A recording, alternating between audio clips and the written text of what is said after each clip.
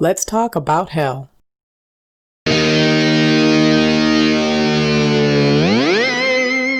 Hell is probably the most unpopular yet popular place known to man. People describe hell in various ways. Some say it's a place of fire and brimstone for the punishment of evildoers. Others think of it as a big gathering place where all the evil will get together and party. That makes hell seem like fun. Others think there is so much evil in the world that we're literally living in hell now. So most of us understand that hell is a place where bad people go, like a super jail for criminals. Either way, hell is not a place where good people go, nor good things happen. So who is there? Who is in hell? What are the qualifiers for hell? We'll be looking at the Bible's interpretation of hell, seeing as it provides the most detailed description of this place and who goes there. So let's talk about the top 7 types of people who will be in hell according to the Bible.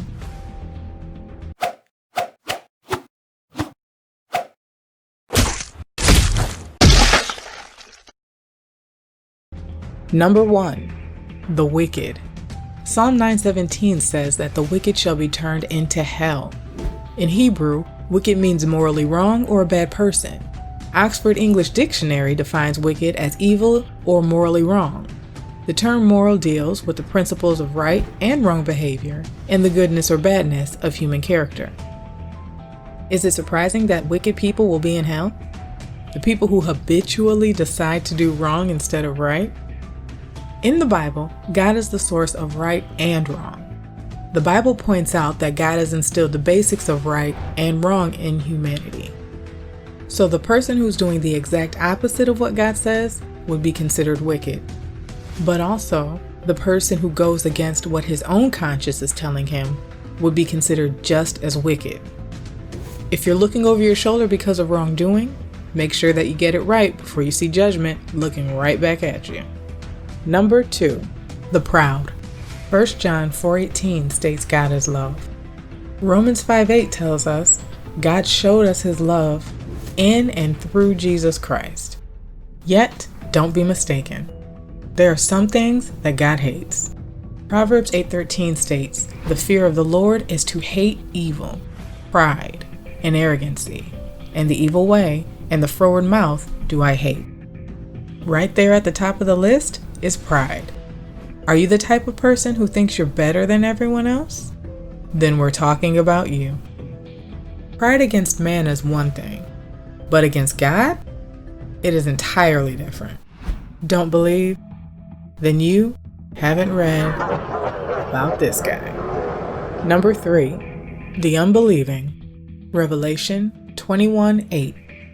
But the fearful and unbelieving, and the abominable, and murderers, and whoremongers, and sorcerers, and idolaters, and all liars shall have their part in the lake which burns with fire and brimstone, which is the second death. We all believe or trust in something. In the Bible, it's called faith. We trust our food is safe, we trust our cars to work, and continue to work while we drive them.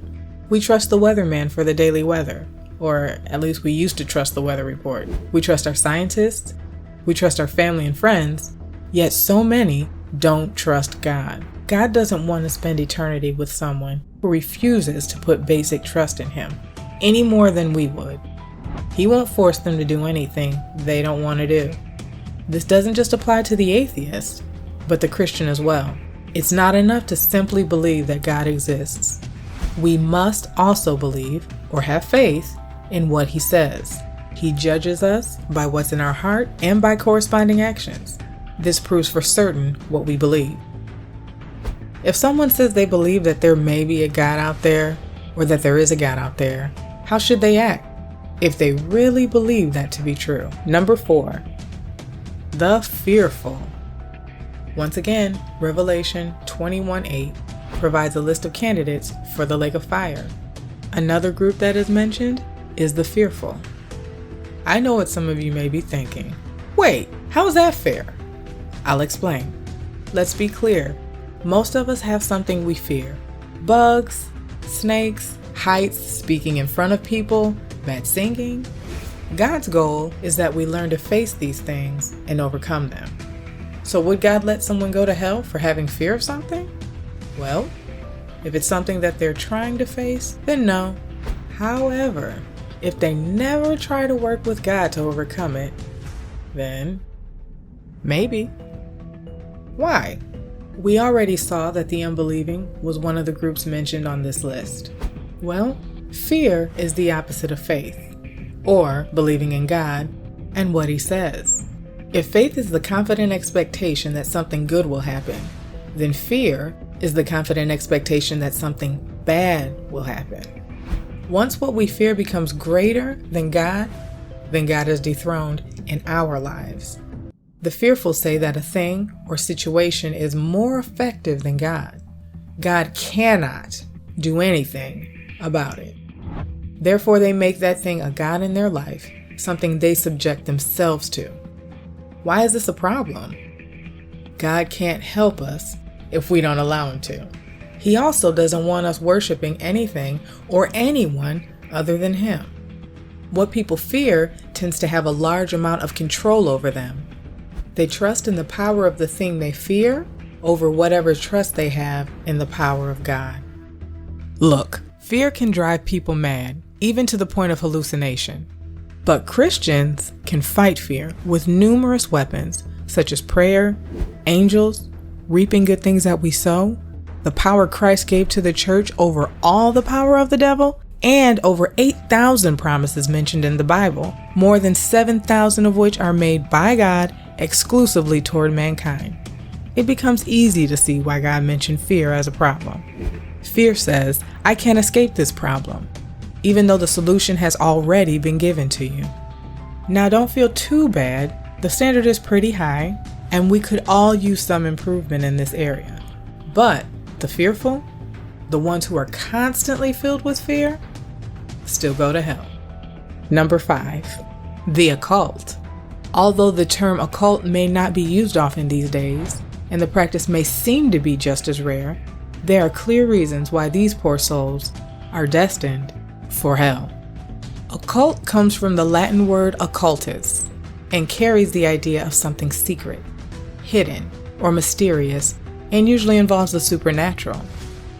People and things that fall into this category of occultists are witches, warlocks, wizards, fortune tellers, Ouija boards, necromancy, tarot cards, and even superstition, and the list goes on. God is very clear on how He feels about this practice. Deuteronomy 18, 9 through 12, New Living Translation states, When you enter into the land the Lord your God is giving you, be very careful not to imitate the detestable customs of the nations living there. For example, never sacrifice your son or daughter as a burnt offering, and do not let your people practice fortune telling, or use sorcery, or interpret omens, or engage in witchcraft, or cast spells, or function as mediums or psychics, or call forth the spirits of the dead. Anyone who does these things is detestable to the Lord. It is because the other nations have done these detestable things that the Lord your God will drive them out ahead of you. Harsh words, but mild compared to sacrificing children to idols. Number 6, the fool.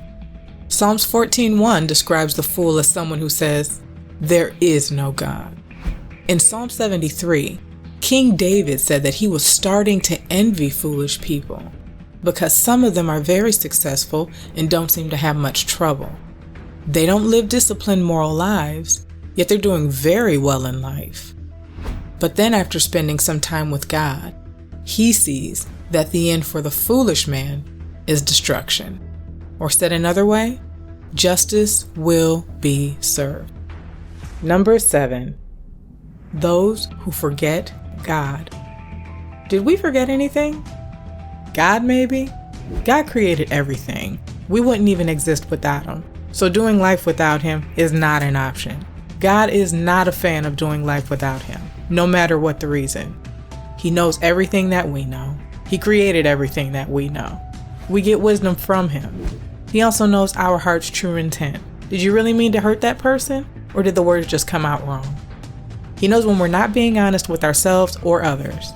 He knows when we put him in second place, last place, or even no place in our lives when he should be in the first place. If God is the one who created us, then he should also be the one we honor and respect the most. Keeping God out of any or all areas of our lives will only harm us. This was a list of 7 types of people who will be in hell, but it doesn't include everyone. It goes on. Jesus said that wide is the road to destruction and narrow is the path to life. Christ is God's answer for hell, death, pain, and suffering. If you trust in him and find out who he is and what he has done for you, then you can experience the fullness of God's gift to all mankind, which is Jesus Christ.